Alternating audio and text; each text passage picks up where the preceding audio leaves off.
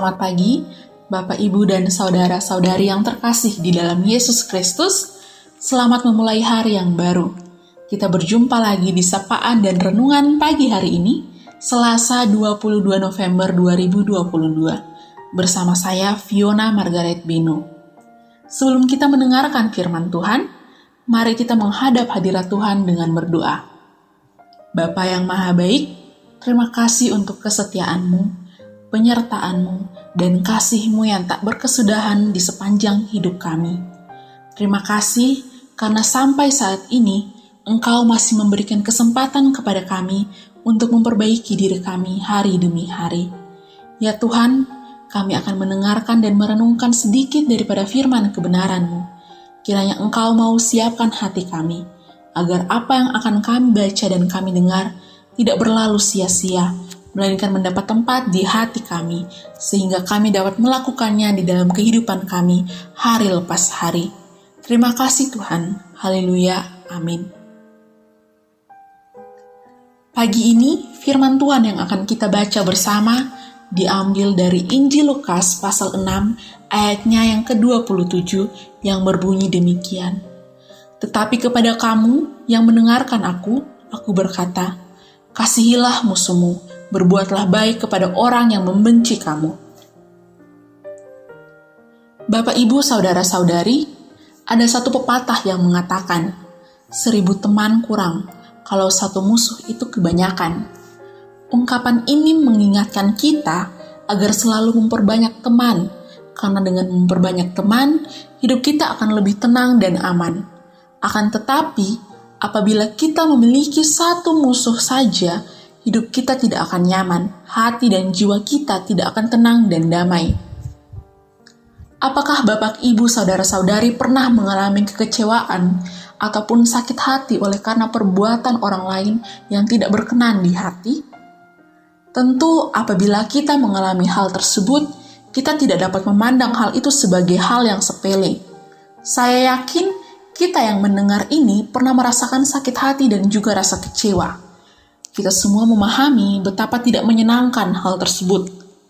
Namun, dari semua hal menyakitkan yang kita alami, sesungguhnya Tuhan telah memberikan rahmat-Nya untuk memampukan kita dalam menghadapi hal tersebut. Oleh karena itu, nasihat firman Tuhan saat ini berbicara tentang mengasihi orang yang membenci kita. Sebagai manusia yang penuh dengan keterbatasan, hal ini mungkin terdengar aneh. Mengasihi sesama yang mengasihi kita adalah hal yang wajar.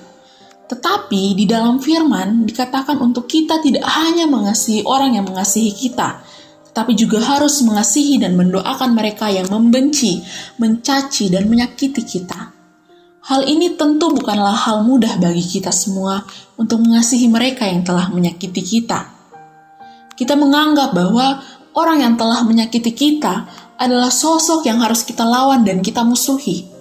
Namun di tengah kekecewaan yang kita alami, Tuhan hadir dan menyapa kita semua dengan lembut dan mengatakan, kasihilah musuhmu, berbuatlah baik pada orang yang membenci kamu.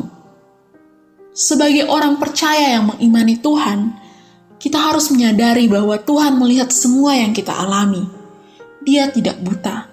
Sejahat apapun orang lain kepada kita, janganlah kita membalas dengan kejahatan, sebab Tuhan melihat semuanya. Haruslah kita tetap menjaga hati kita. Ketika mereka yang menyakiti kita jatuh, janganlah kita bersukacita akan hal tersebut. Akan tetapi kita harus mendoakan mereka sesuai dengan firman Tuhan yang telah kita baca dan kita dengar. Kasihi musuhmu, berdoalah bagi mereka yang mengutuk kamu. Doakan mereka yang telah menyakiti kita, dan jangan pernah berbuat jahat kepada mereka, karena setiap kita harus mempertanggungjawabkan perbuatan kita, perkataan kita kepada Bapa di sorga. Jangan pernah membalas kejahatan dengan kejahatan. Akan tetapi, mari kita lakukan apa yang baik bagi semua orang. Bapak, Ibu, saudara-saudari, mari kita melihat dan merefleksikan kehidupan kita. Apakah hidup kita sudah membawa berkat, membawa terang, membawa kehidupan, membawa damai sejahtera, membawa sukacita bagi orang-orang yang ada di sekitar kita?